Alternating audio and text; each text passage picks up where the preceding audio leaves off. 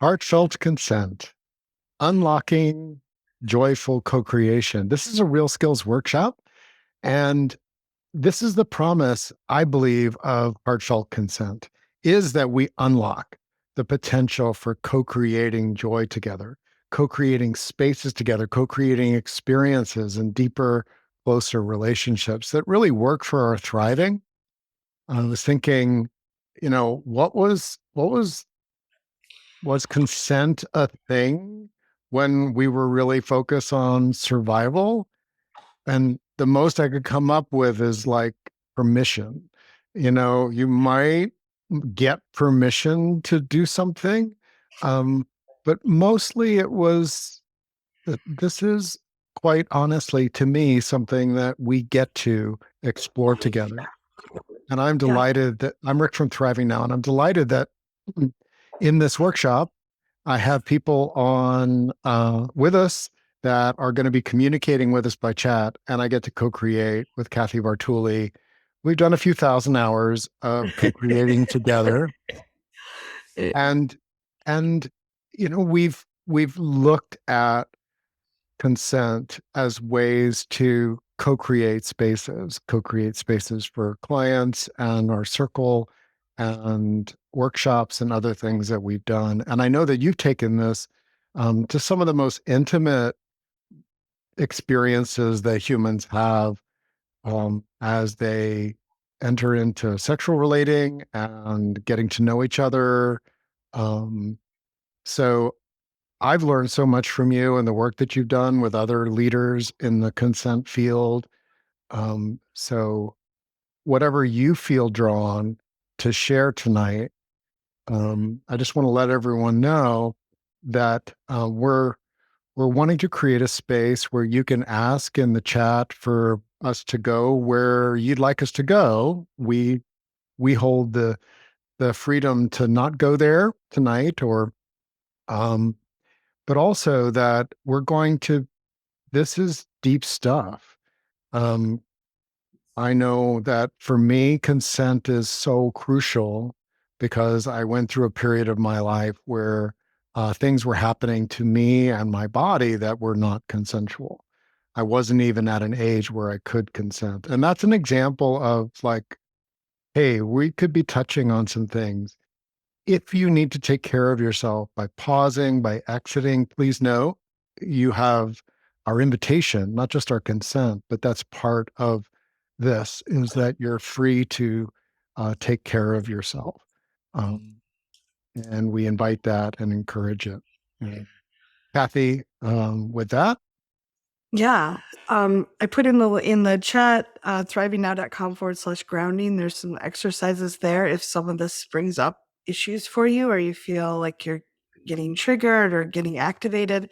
Those are great ways to calm yourself down and help take care of yourself. I really recommend if it's something you often find yourself anxious or triggered. For a long time, I had these printed out and posted around my house because when we're getting activated or triggered, our brain doesn't work as well. We get to our primitive brain, we're not thinking logically. But if we just our eyes go across, oh, call this person or drink a cup of hot water or some hot tea or something, it can help us step into the self care. And Rick, I love that you and I we've have a very dear friendship that we use to practice the consent. We're I think this is something we continually practice. It's not something you just get and you're done. There's levels of it.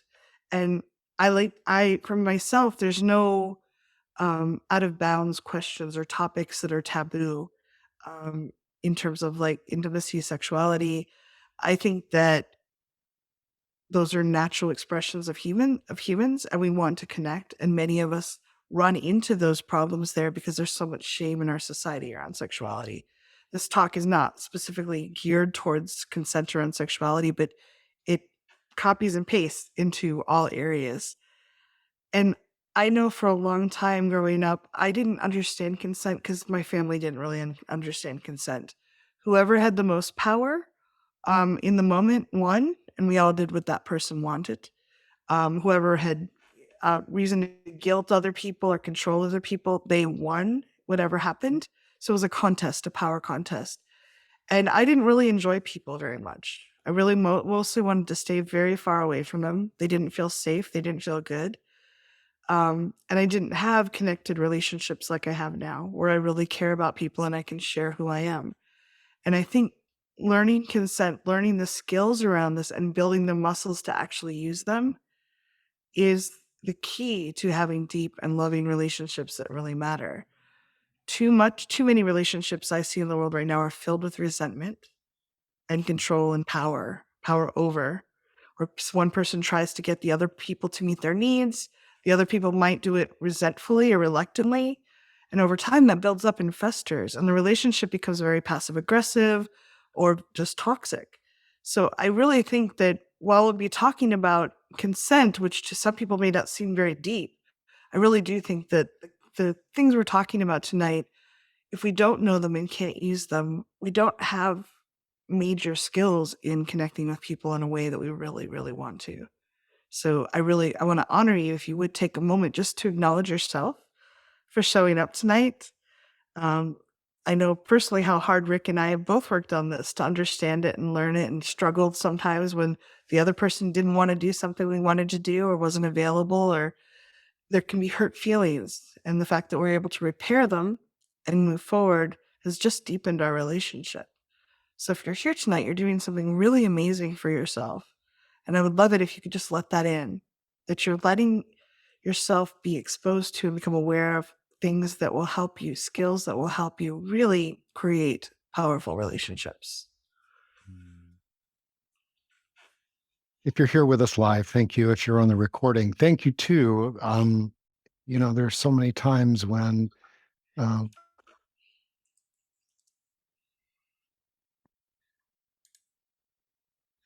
we get the privilege of hearing back that it's months or years later that someone finds something that those of us that are here alive are co-creating together, and that it's useful to them downstream. And I love that. I love that we're living in an age where the work that we've done on consent and we continue to do, and that you will continue to do as you harvest wisdom and you try things out and you give us feedback, will be part of co-creating these spaces where consent becomes the predominant way of relating to one another.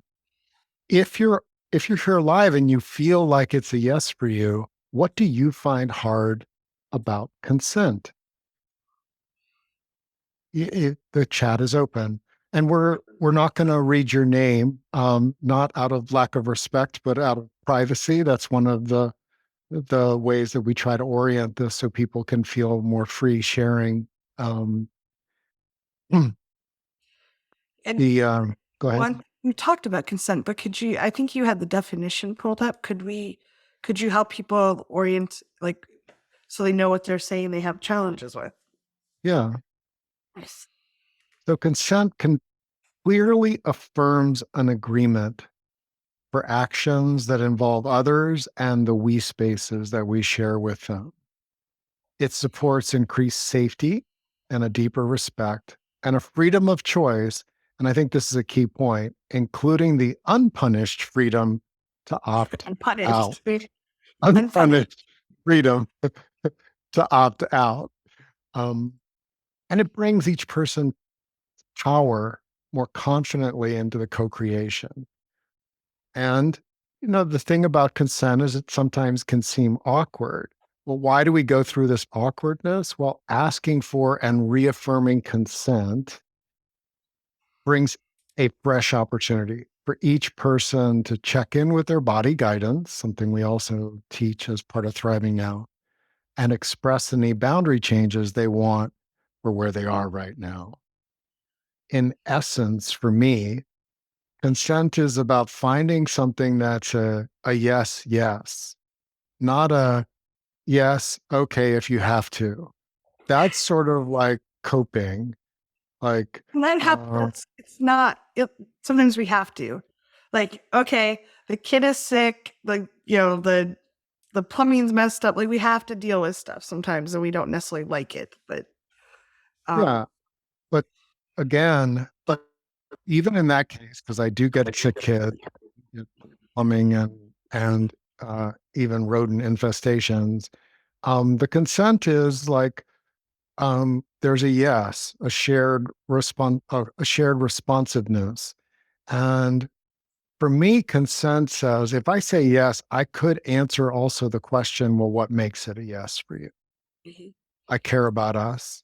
This is something that needs to take care of, and I'm good at this type of thing, or I can do it. It feels more balanced than trying to have you do it. It's thoughtful, it's kind, it's generous. And I believe that that's part of the heartfelt consent aspect of this when we were naming this workshop is when it's heartfelt, when you're saying yes to something, you're aware of like, yeah, this is a yes because now whether you articulate it or not, I'm going to propose that when you're When you're building depth consent with people, when you can answer yes, I'd love to, you matter to me, or I enjoy being useful. Now, if you said, well, why is you doing this for me? Yes, Rick, like you seem weirdly happy about it. Say, well, honestly, I really want to feel useful. And this makes me feel useful. So yeah, it's not just a consent I can. Um, like, or it could be something like you're stressed and I have the space to do this. And my I want opportunities to go deeper into service. Acts of service is one of my love languages. And again, like there's logistics that we have to do to survive. One of my one of the things that we're looking at as real skills is I'm not a survival skills kind of person. I think I can survive, but I want to put 90% of my energy toward things that help us thrive together inside of myself with others as well. And so as we think about consent, a lot of it um, a lot of the energy in consent can be like medical informed consent. I'm going to tell you all the horrible things that could happen to you. And if you just still decide to go ahead with it, well, you've been warned, right? That's sort of how informed consent has um, It's not been a laid joyful out. consent. Yeah. And sometimes consent has been portrayed as something like, well, I need to check in that it's not a no, right? You know, um, can I kiss you? Yes. Yeah, it's the first level of consent. Can you tolerate what I First, want to do?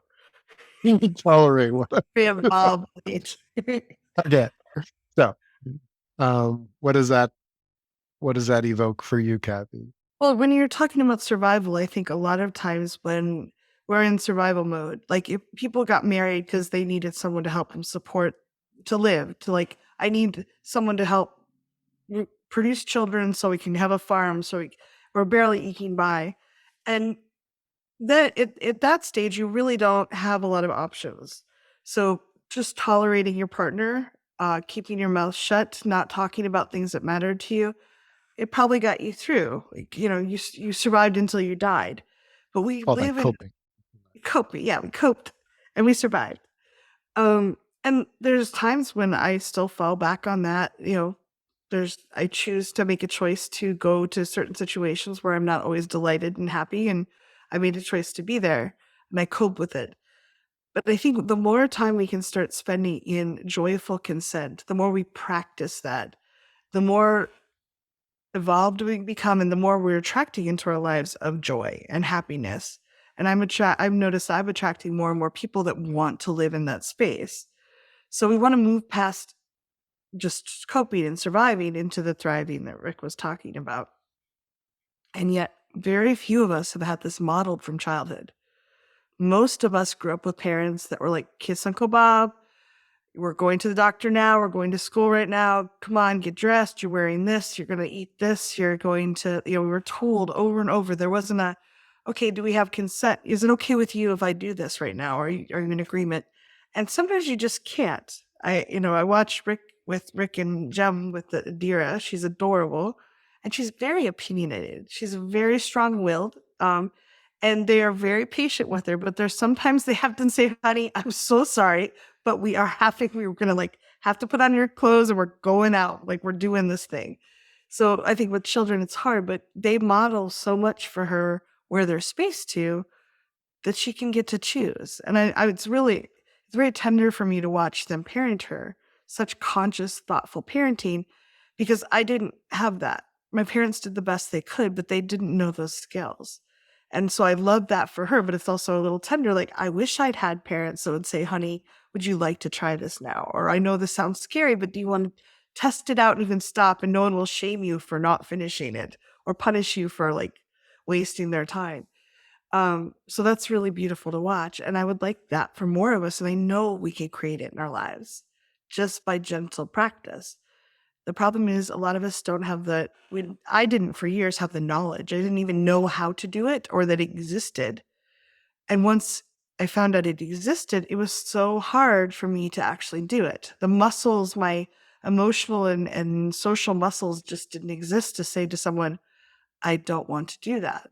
So I still remember I think I was 33 and I was out on a date and he was trying to kiss me and I didn't want to kiss him. And I was leaning, like I was over the side of the park bench trying to get away from him, thinking he would get that that was a no.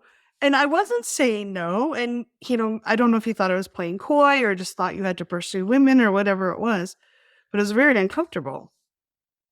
And now I have the skills. I built up the muscles where I could say to someone, hey, wait, I don't want to do that. I need you to back off. And I also hang out with people that are much more likely to ask before they try to kiss me. So um, if this seems daunting at all to people, to any of you, I just invite you to know that it's just baby steps. You just take baby steps forward and you can get pretty strong at this pretty quickly. Especially if you have people around you that are modeling it and encouraging you. So it So was shared. I want to reflect that um, the culture around consent is has changed a lot in my lifetime, and we are still. I suspect that it will be continuing for many generations. If I have my way, I believe that consent is a way of finding agreements that are dynamic and respectful, and they're non-hierarchical. And someone pointed out that it may be a cultural thing. I would say it is, but it is so conditioned in that culture that the husband is always a leader. So a wife should not be having any consent issues because the leader is always right, just because he's the breadwinner or the family, and the homemaker has no consent or say in financial decisions. it's Yes. called misogyny. It's misogyny. It's misogyny. It is not cultural. It's misogyny. It's built into our society that the men are always right and we should comply. And so many people raised as women have been socialized to comply with men around us. I still notice I do this sometimes. Like, oh, it's not necessarily safe for me to say anything, or the fight I'm going to have for me expressing my opinion is so not worth it. I'm just going to avoid these people in the future. But I just want to name it because so many people are like, oh, that's just how they are. That's how society is. No, it's misogyny. It's discrimination. It's not real. And I think getting a little anger about it can give us that power to say no. I You get were that. raised that way. You have privilege and you expect everyone to comply with you, but that's not what I want to give you. And that's not actually, you don't deserve it because you have a penis. So sorry. So I agree. And and we're in a place where I have clients that if they reacted the way that you did, Mhm, we would be holding their memorial next week. mhm. Absolutely. There's some places it's very unsafe to express that. We're safe And here. so I want to acknowledge that the exploration of consent, there are people that have a circle of support. Mhm. For some people, the Thriving Now circle is the only circle of support where they have like that level of consent being explored. And um, as you clearly, forcefully do not concur with that culture. You have a And I understand. powerful call Yeah. out and everything else. And yet, I'm guessing from talking to you that every month without fail, you run into circumstances Where I where that is comply. conscious or unconscious. Mhm. And that's also an aspect of this is that, and you teach this, the unconscious messaging about like who's in charge here, who's got the power here. Mhm. And even if we take um, in a power where there's an imbalance of power, consent is a different dynamic than honestly. I mean, we could talk a lot about consent in that case. I think that the it's not okay for me you to treat me that way. I would put as a boundary is saying I do not consent. I have a hard wall here. This stops with me. You know, maybe all of my ancestors had to cope with this kind of um, behavior and attitude, but it stops with me. We have a lot of people in our world that are saying that it stops with me. And navigating that is a challenge in places where there's hierarchy, especially misogyny and um, male dominated structures. And if That said, there are people that you can say, well, are you the type of person that needs to be obeyed? yeah, If I'm not gonna go out my with you, I know daughters are going, I have an adult daughter, and if she does not, you would never enter into a relationship or even a friendship, quite frankly, with a man that treated her that way. And she too, as a brilliant scientist, navigates these things that are still part of it. I do believe that what we're talking about, the consent language can come into it and say, um, as a boundary, I believe that um, it's very powerful to say, I do not consent to you treating me that way. and let me take some muscle building before people get. Absolutely.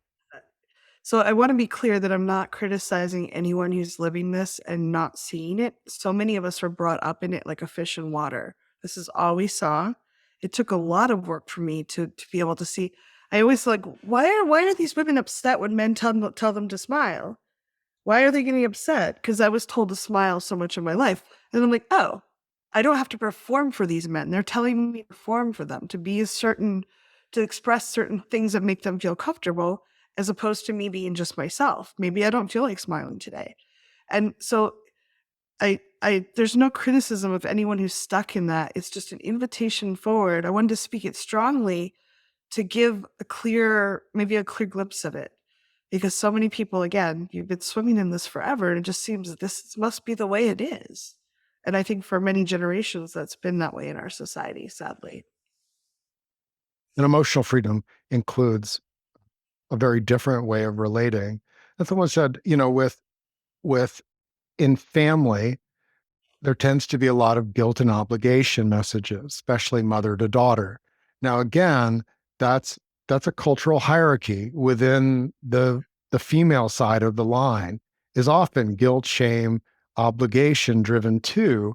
We're uh, sons and fathers and mothers, sons and mother.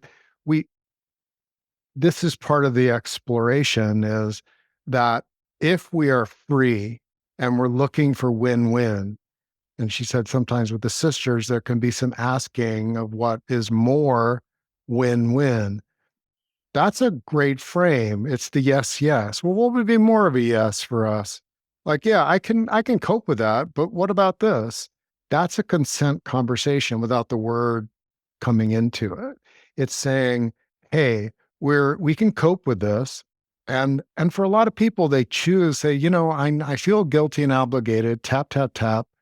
Um, and I can't imagine not doing this. So it actually is my choice. I'm being guilted into it. Like that's the language. That's the expectation. I don't like that feeling that the energy that's getting radiated to me is not one of you're free to say no. I would probably be punished if I said no. But the truth, what I sometimes what you're confronted with is, I actually do consent to this. It fits what matters to me. Um, and yeah, that's an unfamiliar and awkward way. Definitely is unfamiliar and awkward. Yes. And just recognizing that something is unfamiliar and awkward is a huge step forward because that means you're actually seeing something besides the water you've swum in all this time. And one of the things I've noticed, my mom is someone who does a lot of the guilt and obligation.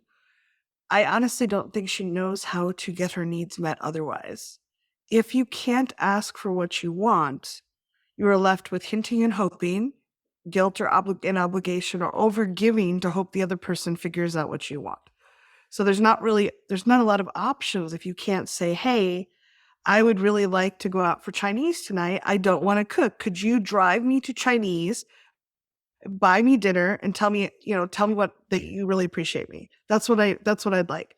And the other person, and it's really hard when we're first doing this to be with the feelings that come up if someone says, I don't really want to do that. Because for so long, like, it's so hard to ask. It's so vulnerable to ask. And then if someone says, I don't feel like doing that, it's like, oh, I must not be loved versus that person is respecting their boundaries and saying what they want. It takes some work to get there. So please be gentle with yourself if you start processing this and moving through this. Um, Someone shared, oh, Go ahead. someone shared even at a pretty ripe age, I don't know my consent is my right. And I appreciate you sharing that because I think even people, I work on this all the time. I teach it. I've taught it in many countries now, or a bunch of countries now.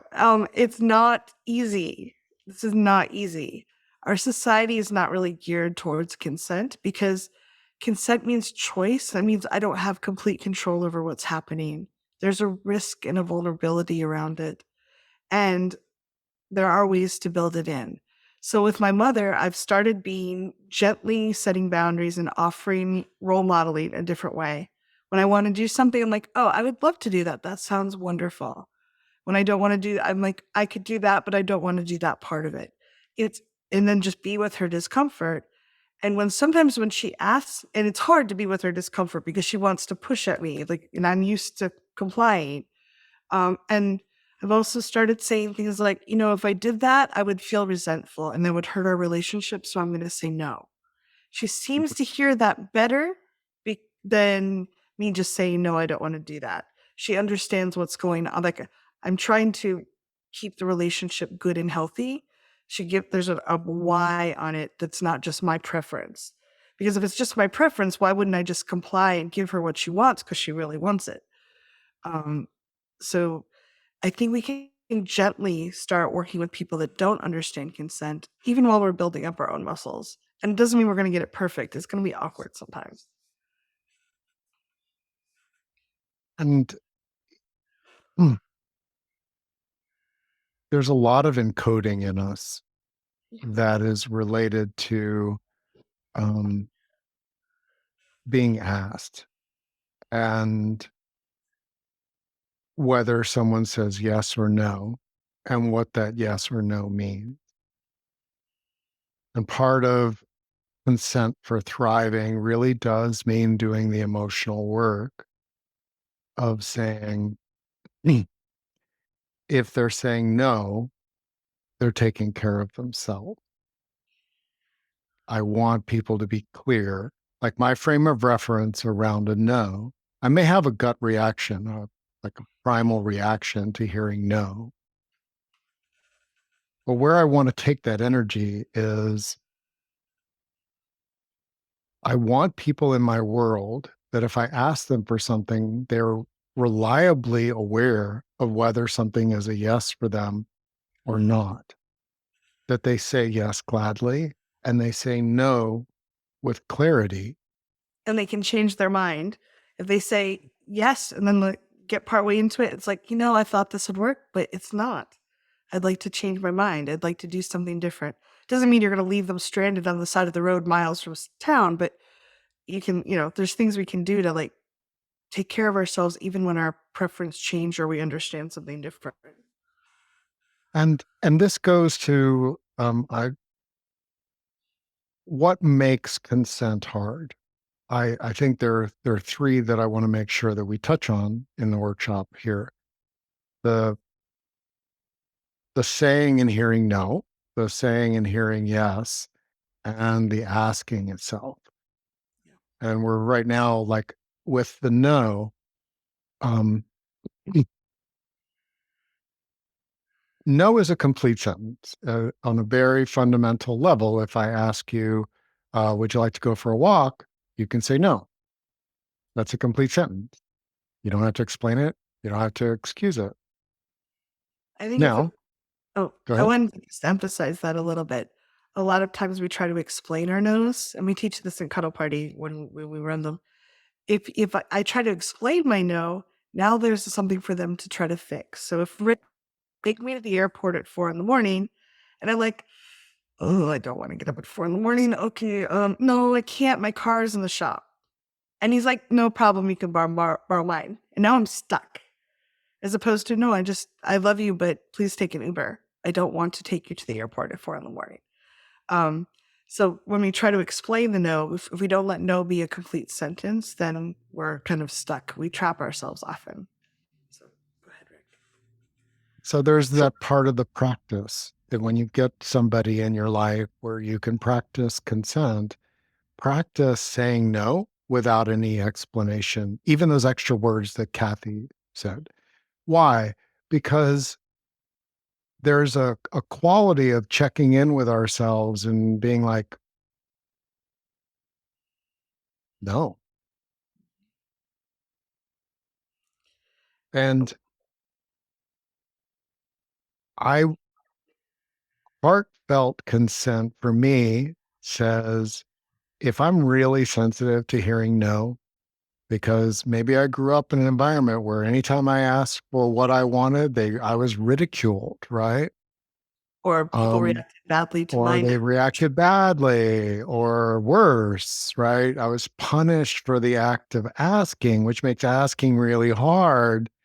I might ask people to say, "Hey, you can just say no," and I'm learning to be solid with that.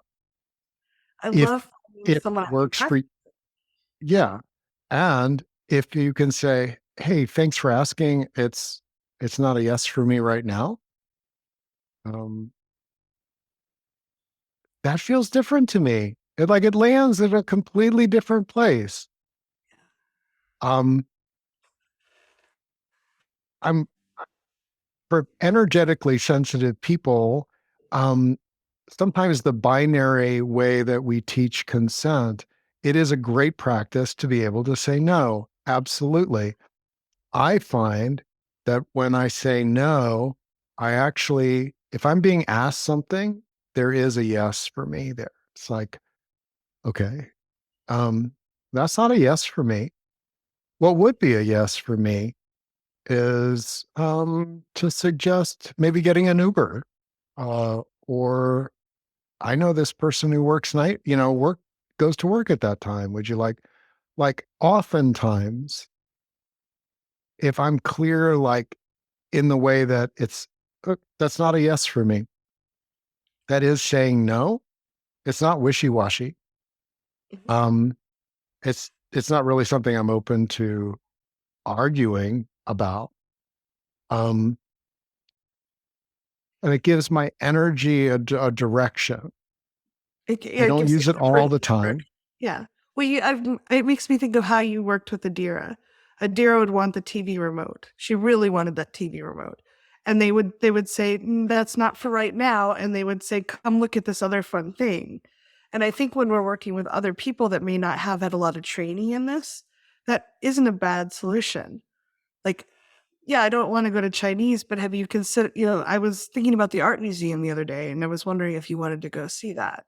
Like, if that's a yes for you, not just to not trading one unwanted thing for another, but Yeah. it can be a way to help people that aren't used to you saying no adjust. And one of the things I've helped a lot of clients with boundaries when I was first learning this, I would say no to my cat often. Cats don't care how many times you say no, they're just going to do their thing. But I had to practice. My vocal cords were so weak around the word that I would tell her, no, no, I don't love you, or no, you can't go there, or no, you can't do that. And she would just do whatever she wanted to do.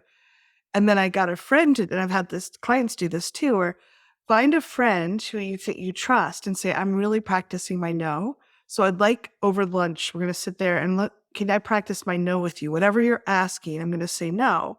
And then I can change my mind. But I'm not going to knee jerk say yes to things. One, that helps you practice. And two, it signals to your friend that you're going to start setting different boundaries and you've had a chance to play at it for a little bit. So it's not so like if you've go from like, oh, yes, yes, yes to everything, and people kind of expect that, then all of a sudden they hit a no. It can be shocking. So Yes. it can signal to them that, hey, something's changing. This person's working on this thing. Almost shared. I sometimes I've said no to friends without a lot of explanation and got the sense that they were hurt or angry, but I don't feel close enough to talk about this more with them yet. And that is the kind of cultural thing that we're in. Um, Consent is new. Lack of obligation is new. You know, hey, I did you a favor, man. You gonna You do owe me a me. favor someday. Yeah, it's like, oh man, what have I done? Um that's the old school. You ask you when someone asks you for something, if you value them, you do it if you can. And so is some explanation useful? Um I when I noticed that I was either over apologizing or being just blunt, um, that it didn't have the heartfelt aspect of consent. And so if someone, I'll just make something up. Um, uh, can I borrow $1,000? Now I can say, hey, you mean a lot to me. That's not a yes for me. I don't loan money out. It's not something that I do. Would you like to brainstorm some other suggestions, or do you have other people in mind that you want to go to and ask? Yeah, it shows that you care, even if you're saying no. You're not Now, just if somebody is really close, meaning they're like one of the handful of people, I could say, can you tell me a little bit more about what makes this a request for you? And it, because there is a category of, I do sometimes give some people money, but I just don't loan. And that's my own, it's a boundary that I have. And it matters to me because my energy goes to a weird, I've done it enough in my life, in the decades that I've been alive, that it just is never a good energy for me to loan money to somebody. Um, so does that make sense? It's like if you give an explanation that you feel okay with and they get hurt or angry, that's their feelings. And you can sometimes reflect, I know this isn't the answer that you wanted. And I appreciate that you trusted us enough to ask. And I'm hoping um, that you can be okay with my heartfelt decision here. They well, may or may not be, yeah, um, I but think that's that not outside of our control. Go ahead, let's take Kathy. it to another level. I think that our society, we generally think everyone should always be happy with me, with all of my decisions. That especially people that love me should never be disappointed or hurt. I was brought up that way. If someone around me is hurt, it doesn't matter if it happened I'm far outside my control. tapping on It's this like one. my whole body gets tight. The truth is, people have emotions. People can be sad or disappointed for a lot of different reasons. And I am learning to be with friends that can handle the fact that they might be disappointed. So, like I can be with them. I can just say, "Hey, I see that it looks to me like you're disappointed. Do you want to share about your disappointment?" It's not going to change my mind, but I can be your friend through that disappointment. Mhm. Um, and this is a black belt move. So just realize if you can let in your mind a little bit, then maybe it's not my job to make everyone around me happy. Maybe I don't always, everyone around me doesn't, there's nothing wrong. Feeling sad, disappointed, hurt, those are just feelings that come and go through humans' lives. And when I start being better about that, I'm like, oh, it looks like you're disappointed about that. Would you, rather than even say, I'm sorry you're disappointed, I invite them to just share what they're noticing and just be with them as opposed to treating it like it's a bad thing that they're disappointed. It doesn't feel great. I'm not trying to make them disappointed, but I'm just being me and they're just being them with their feelings. And so I don't know if that's, I mean, this is again black belt move, but I think it's useful to have somewhere in your head. Maybe it's okay if they're not feeling great about the interaction. That doesn't mean they're going to abandon me and leave me forever. And the people that do are going to abandon me, leave me forever. Maybe I don't want them in my life. So Well, I we felt have this board on this chart on the board. Oftentimes, if Adira gets very disappointed, frustrated, sad, angry, whatever, um, we'll take her over to it and she can point to how she's feeling. And with that, there's also some possibilities that, when you're feeling this, would you like a hug or would you like to, there are some choices here. Um, we're going to continue to do real skills workshops on being with our own feelings and big feelings and the big feelings of others. But I wanted to share that that's part of heartfelt consent is being okay with the asking, being okay with the answer, being okay with answering. Um, it can be really those, challenging. go ahead. Oh, it can What? just be really challenging. It Someone shared, is. I got so used to not being asked for my consent to keep peace that I don't know how to react even when someone asks me for consent. It's like I feel like it's a major decision. I have to make that. If I give the wrong answer, they might not like me. Our survival brain can get really invested into this. Um, Especially if we grew up with parents that were overwhelmed, exhausted, tired. We could tell, hey, they're near the edge of the rope. Like they're holding on to the knot at the end. I better not push them too far. I better keep them somewhat okay. I better take care of them a little bit.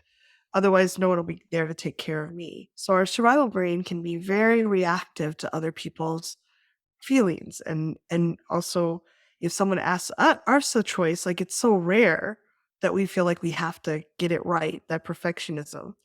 And it can be really tender. Can we do a little tapping on that? Yeah. Do you want to lead that? Yeah. I invite everyone, if you feel like tapping along, just take And a then nice. we'll take our short 7-minute break after this tapping. So, So I invite you just take a nice gentle breath and let mm, yourself feel your butt in the seat if you can. Let yourself come here and now. Let the Facebook cats go do their Facebook cat things. Notice your feet on the floor and the temperature of the air around your body. Those are good ways to kind of bring yourself into you. And we're just going to gently tap, karate chop, even though this is really hard. even though this is really hard, Feels so awkward. feels so awkward. And my survival brain is so scared of messing this up. My survival brain is so scared of messing this up. When I was a little kid, it felt life or death sometimes. When I was a little kid, it felt life or death sometimes. They were big people. Big people. I needed to keep them happy. I had to keep them happy. And now I'm grown up, And now I am grown up. top of the head. I don't have the skills I'd love to have. I don't yet have the skills I'd love to have. Eyebrow, and I'm pretty smart. And I'm pretty smart. Side of the eye, I'm hanging out with some pretty savvy people. And I am hanging out with some pretty savvy people here. Under the eye, I bet I can learn this. I bet I can learn this. Under the nose, some of this feels really scary. Some of this feels really scary. Chin, and I can take it in baby steps. And I can take it in baby steps. Collarbone, My primitive brain gets pretty reactive sometimes. My primitive brain gets pretty reactive sometimes. I mean, I can't ask for what I want. I can't ask for what I want. I can't say no. I can't say no. Are you Eyebrow, kidding me? eyebrow. But I do learn new things sometimes. But I do learn new things sometimes. Side of the eye, I wasn't born knowing how to tap. I wasn't born knowing how to tap or even label my feelings. Under the eye, and here I am doing this silly tapping thing. And here I am doing this silly tapping thing. And it's Under the nose, helping yeah. Under the me. nose, it helps a lot. It helps a lot. Jen, what if I can learn this in baby steps? What if I can learn this in baby steps? Collarbone, what if I can get my own voice back? What if I can get my own voice back? Under the arm, what if I can learn my own preferences? What if I can learn my own preferences Top of the head and start asking for them. and start asking for them? And just take a breath and just let it percolate through your nervous system. Just you being here and listening to us talk about it, sharing in the chat about your feelings about it, you're already starting to open a door and build the muscles. Um, most people have never been exposed to a lot of these ideas, so they're in your nervous system, in your energy field now, like doing their thing. And gentle practice and support can really make a difference on this. Someone wrote this for something to consider over the break. But I do feel overly responsible to make others happy and want to fix their feelings. I want to say that there are people that I I know that the way that their energy is oriented is very reactive. They're- When they're unhappy, they expect me and others. If they're lonely, they expect to be called. If they want something, they expect other people to come through. And if you were raised by that person, you've lived with some that you've been lover with that person, people that really, um, there can be a very entitled energy, but there also can be just this is their pattern. This consent conversation is actually a little ridiculous to think of me like going from this workshop and calling up mom and um right, like if mom is the person for you, that's just a ridiculous notion that you're going to start practicing your no Well, with don't start with somebody mom. that dysregulates and goes, um uh, and it's not just anyone.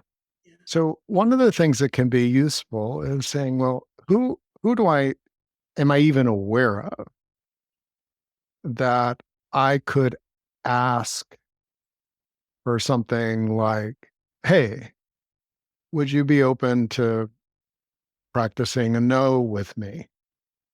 Um, you probably can think of somebody. I hope maybe Kathy and I we practice these things. Um, But think of people in your life that the consent conversations, the ideas and the notions that we have, that there's a part of them that's asking for that because it'll help them feel more safe. They're looking for it. They want to know what you consent to, and they want to be understood for what they're consenting to, that it's respectful, that they understand that it is not disrespectful to say no. It is respecting a person's adulthood, their capacity to handle a disappointment. They're respecting the love and the bond that you have or the devotions that you have. So it's safe and respectful. And they so value freedom that they know that if they do something out of obligation, it doesn't feel nearly as good as doing the exact same thing out of yes, yes. And so there that's a spectrum. If I list 150 people, there's some that are in the, oh yeah, this is the sweet spot for us. Hi guys. It's good to see you here. And then there are people like no, no, I want my kids obligated. Do not take that away. I will, I will be very upset if you do that.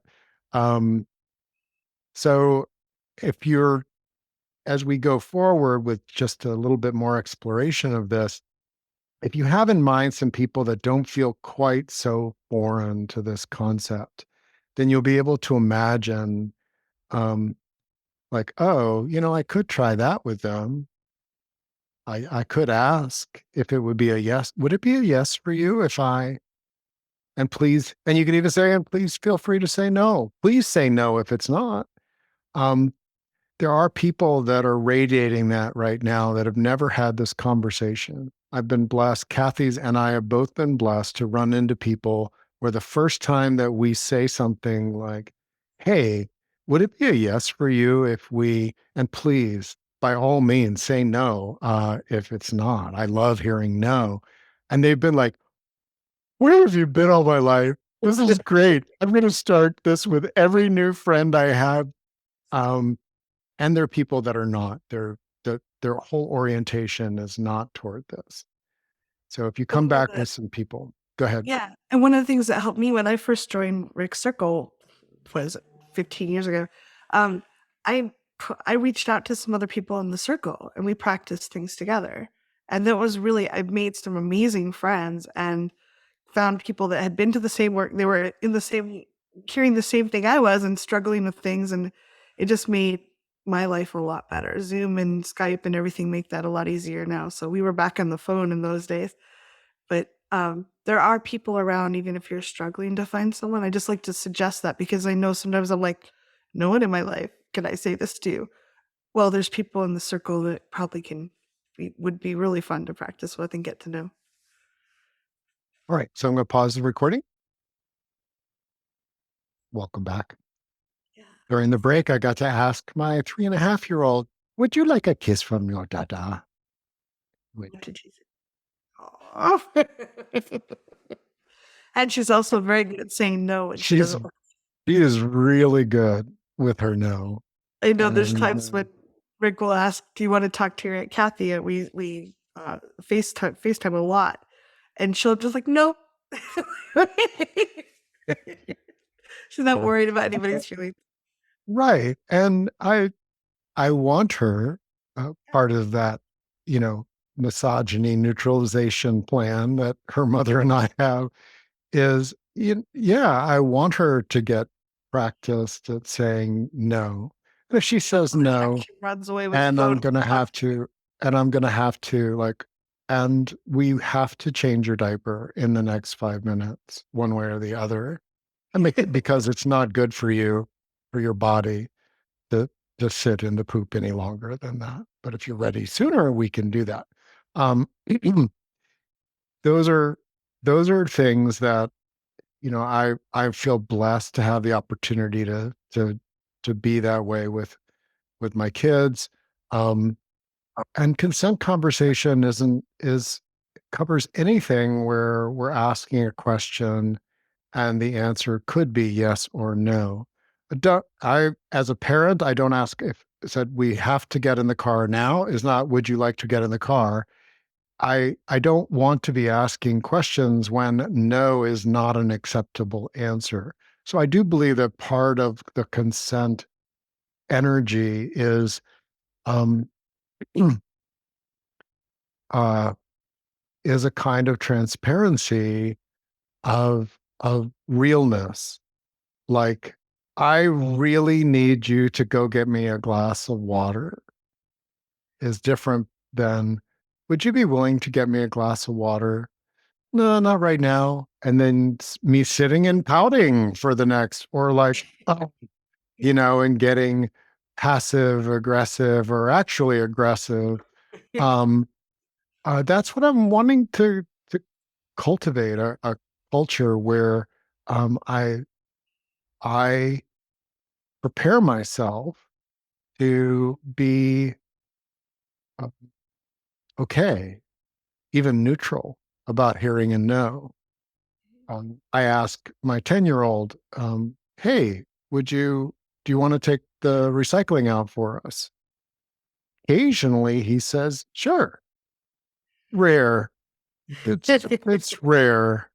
I don't want to take the If recycling out I, for myself. uh, well, I did say for us, it's kind of like I'm inviting an act of service. Now, if I need him to, then I would say something like, hey, I need help with the recycling. I need you to take it out sometime in the next 15 minutes. Is that clear? And um, notice how that's not misusing consent um, by presenting it as like I'm asking for your consent when I'm actually not. You're actually telling Um, them to do it as if a parent. if I'm going to punish someone, like if I what's a good example? Um, if I really need a hug and I'm going to be really bent out of shape if my partner doesn't hug me, I would rather say, "Hey, I really need a hug, or I'm just going to be bent out of shape." Um, I am not forcing her to. She still has an option to opt out. She knows you're an adult enough that if you get bent out of shape, you'll And pout a little bit and you'll be okay. You call me right, or take care of yeah. yourself.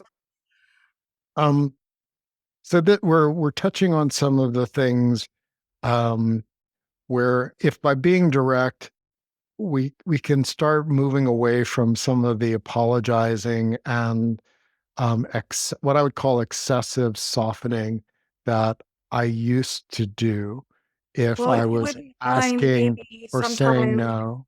could we maybe sort of do the thing? I don't want to be a pain, but I'd really, we don't like, I would like to go for Chinese tonight. Would you like to go with me? I would really like it if we went together, as opposed to like, oh, well, sometime maybe it'd be fun to have dinner out. We tend to be, so we soften it. We are not very specific often when we're trying to soften it, and we'll put a lot of apology in there, implying the other person is doing you a big favor if they do something with you. And I think a lot of us have been taught that, especially if we're brought up with parents that are overwhelmed and tired, we're taught that we're a pain in the butt. We're taught that we're a burden. And so we reach out to other people, and I still do this. I still catch myself a lot like, oh, would you mind helping me? Like there's like kind of a plaintive thing because I don't expect people to want to help me versus I'm an adult. This other person is an adult, and I can, especially people I built trust with, I can say, hey, I just would really love your help. Is there time that you feel like it would work for you? And they can say yes or no, and then I can deal with it myself. So Kathy and I do a lot of work with the primitive brain, and the primitive brain is that part of us that really gets first crack to see whether there's a threat. And if we're stressed and strained and overwhelmed, flooded, triggered, traumatized, um, or just to become a grouch, um, you know, we we are a different person when we're in our primitive brain. And I believe that part of the work of tapping and trauma and relieving ourselves of our childhood is that we can look and say, hey, when I was bidding for attention, 0 to 10, how stressed was this person? Like, did they feel like present and solid and resourced and like in their thriving? And if actually they were up at the 8, 9, 10, 11, stress, strained, overwhelmed, they're in their primitive brain. Their biochemistry is different. And I I'm at a place right now where it's more about boundaries if I'm with somebody that's in their primitive brain than what we're talking about of heartfelt consent. If somebody's in their primitive brain, it's like, that's not okay with me. That's a different kind of like no than the exploration of, "Ooh, I wonder how we could unlock some co-creation here. I would really love to spend time with you. It's been a long time. I understand that you may not be available. I really do, but I'm going to Chinese tonight. Would you like to join me?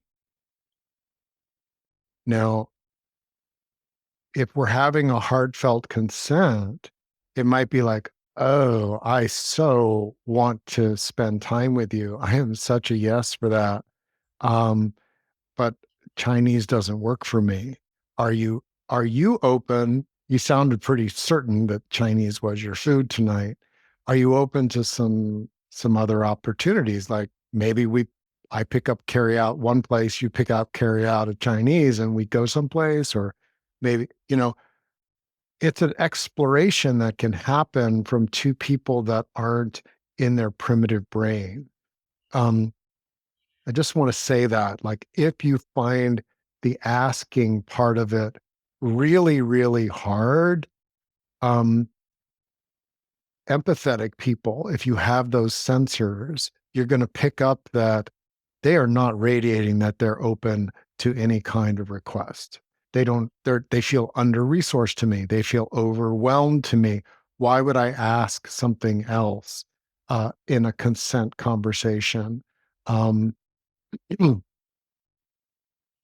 And that's where the asking can be like, are they ever resourced? Are they ever? Maybe when they're resourced, you could say something like, I'd love to explore how we can make our time when we're stressed more yes, yes, work better for us. Um, are you interested in that? Um, but doing that when they're in strain at 8, 9, 10, um, my experience and just my sensors say that's a different person that you're with when they're strained. You may offer something like, um, would some solitude or some hugs would be helpful to you, or something else?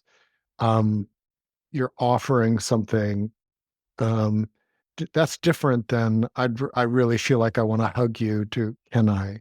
yeah. Um, for people that are in overwhelm, at a party or something like that, their capacity to say no may be diminished.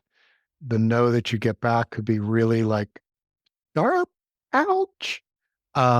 If they say yes, it can feel like maybe their heart isn't in it. They're just kind of going along. Does this make sense, Kathy? It does. And I just want to point out that one side of the primitive brain, people can be very reactive and tired and frustrated, but people also can go into flight, into fawning when they're in primitive brain. So that's one of the fight, flight, freeze, fawn, where they're very much wanting to please other people. They don't feel safe saying no. And I imagine many of us have had experiences where that felt very true. The problem is for people trying to detect that from the outside, even people that work with people that are traumatized all the time, we've been trained from birth to hide the trauma or the reactivity. So it's very hard sometimes to see through someone's fawning. And so if you suspect someone is just going along because they want to make you happy, I like to do this anyway, is like, what would make this even better? Or ask them, like, what about this would you like to do? I kind of break it down a little bit because if someone's fawning, they're just saying yes to say yes and they haven't really thought about it. Asking them gentle questions like, is there something that especially feels good about this to you? Or what would make this better? Now they're re engaging their prefrontal cortex where they're thinking, they're more logical. And if they can't come up with an answer, I'm like, especially if I know they've had a lot of trauma or there's someone who knee jerk says yes, if they can't come up with an answer about what they like about it or what would make it better, I'm kind of like, I don't feel like you're playing with me. You're not, I want people to engage and dance, and it's fine sometimes just to go along for the ride. But um, what does that look like for you? One of the things I wanted to bring up for this call is words are very vague. If I say I want to spend Saturday hanging out by the blue pool in my backyard, you may have an idea that I have this built-in pool with umbrellas and we're going to hang out there and it's going to be palm trees, maybe whatever. You have a picture in your head. And I might be thinking, oh, I have a kiddie pool I can blow up and we can splash our feet in it. So asking someone, what does this look like for you? Some of the joy can actually come in the collaboration and the play. It might be a blast to hang around a kiddie pool, but if you're expecting something different, it might be like, wait, what's happening? So saying, what does that look like for you? Or what would make it even better? You start engaging in a dialogue. And I find that collaboration and that dance together, that brings me a lot of joy. And often we'll end up creating something even better than I had anticipated or I had planned in my head because we're doing it together. It's a joint.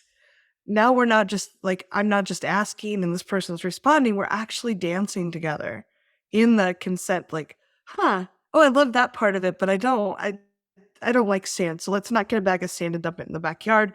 But like let's get some seashells and some mocktails and like an umbrella. Like we can play with it and create something that feels really good to us. So that's for me, that can bring a lot of joy. And I know we've talked a lot about how difficult some of this is. The joy that when someone just says yes for yes, like I know if I invite Rick to do something, unless I tell him, hey, I'm in a really bad space and I really need your help, I know he's doing it because he wants to. And I imagine every one of you has been to a dinner or a movie where someone didn't want to be there and you could tell they didn't want to be there. They're just doing it because they felt like they had to. Was it fun at all? For me, it's usually miserable. I can't wait to get out of there. So I'd much rather develop these skills and find people that can connect and like, I know you're there because you want to be there. And if you're having a really, if it doesn't feel right, you'll say like, hey, this isn't working for me. Can we do something different? And then you're actually dancing with people in the moment in what feels right to both of you. And that's just so amazing. Mm. Like contact Well, improv. it is. It's a dynamic co-creating, and that's an essential quality for me of co-creating. And you gave some just such useful questions. Um, what would make this even better? Um, what a powerful question if you're wanting to get closer to someone. You want to get to know what lights them up, what You can do that right aspects now of for yourself. Like, can you, like, everyone listening, ask yourself in this moment, what would make it even better? It might be, I'm going to take a sip of water. I'm going to pet my kitten. I'm going to shift in my chair because my leg is feeling uncomfortable. Or, you know what? I'm really tired. I'm going to just, gracefully get off the call and take care of myself. Like, or I'm going to write in the chat that thing I've been wanting to say that I was afraid to say. So just in this moment, ask yourself, what would make this moment, this connection with all of us even better for you? And just give yourself permission to do something small there. Because it's a lot easier sometimes to practice with ourselves than to dance initially with someone else.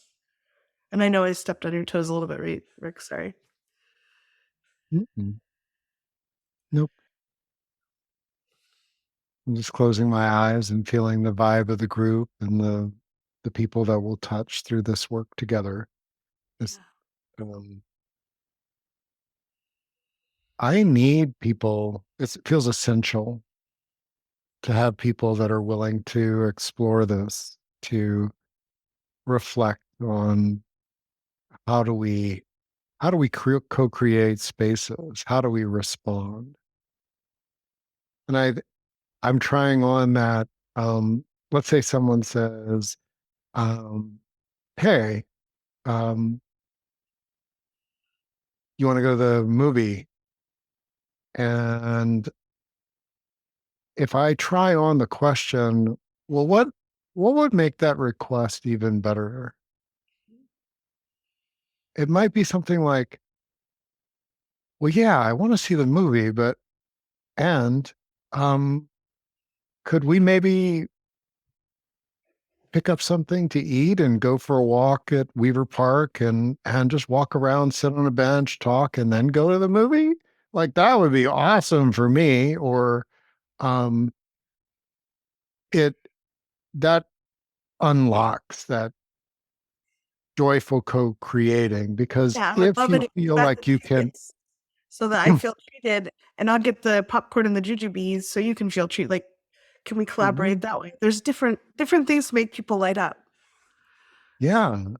Um, you can take that as a and with exploring and dance together, um, I've done a lot of contact improv, and sometimes someone will offer, but you're not a response. Like maybe they offer for you to roll across their back, but that's not what your body feels like doing. And instead, you just kind of offer like shoulder to shoulder, swaying back and forth or something. Um, Somebody can offer, and um, we can we can co-create possibilities. Like, I'm really like, I've been sitting all week. What would be even better for me in terms of spending time with you would be, um, for us to do this or that. And I really recognize that maybe you just want to go to the movie and see that particular movie.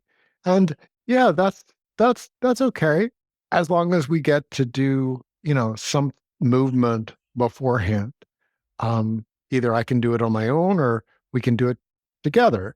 Um, I could walk to the movie theater and you could drive me home. Like, there we're using examples that hopefully we can all relate to, but that these things apply um, in the most intimate experiences that humans have. They can apply in some of the most challenging situations about grief and death and dying. And I see that, like, you can say, um, what would work even better for me is this. How does that feel to you? Is that an improvement? Does that work better for you? And when we when we drop into, um, it's not just the social side, it can be truly experiences of the deepest, most challenging things that happen for us. When Um, one of the things I've noticed is if you won't tell your partner or your friend or your lover, whoever it is, that you don't want to go to see a particular movie or you don't prefer that theater, you'd rather go to a different one. You're not going to tell them that you don't like something that's much more important, whether it's comfort during grieving or when I work with people all the time that are not having good sexual connections or good relationship connections. And they're like, this doesn't feel good, but I can't say anything. So when we start practicing and building up the muscles and giving ourselves permission to try to ask for those little things, we start finding that we can maybe ask, I'd really love it if you touch me. Where you're touching me is great, but could you be a little more gentle? Or could we not do that right now? Or there's different ways we start speaking up and owning our bodies and our lives in different ways. And that sense of empowerment, that sense of I get to decide for me, it made me feel like a grown up for the first time. I wasn't a kid at the whim of other people. I was someone who gets to say what I like and don't like, and I have ownership and responsibility for my choices. It's a little scary sometimes, but it's also really delightful to have that, to be able to say, "Oh, this is my life and my body and my choices around me," as opposed to like, "Oh, I just want to avoid people because then I don't have to follow what they want for me." So I just encourage you, like, if you feel like this is too big a task, I mean, I started learning about boundaries 15 years ago, and I'm still learning, which I think we still keep growing. There's always new layers. But even just having basic skills puts you way ahead of most people in our society. And the ability to say, no, I don't want to do that thing, or yes, I would love to do that thing, or I would like to do it this way. It just starts giving us direction in our own life. It lets us have our own power back. And until we start taking that power back, other people own it whenever they're around us. And it's very hard to steer towards our own personal joy if other people are driving and choosing where we're going. So mhm, it's very much worth the process, at least in my book. mhm. Thank you, Kathy. Um, Thank you all for being here. I believe that the like most things in the emotional world, Kathy used the term black belt, that there's an evolution of skill and confidence and calm. There's the awkward period where we're trying things out. I highly recommend being at least in some awkward in any relationship that matters to you around stuff that matters to you, um, to explore and try these types of things. Um, I'm just really aware right now that when I learned boundaries, what I first learned was, oh, in that situation, I had no boundaries. And a boundary would have been like, no way, that is not going to happen. And I like the fact that now I can actually feel around a lot, around everything that matters to me, that there's a solidness around what's a no. That's a boundary. And there's this range of things that matter to me that are, that is where I really want to navigate with people as much of my life as I can. And so, Kathy, your point about like, I've got a yes. How do I keep the energy moving? If somebody says no, um,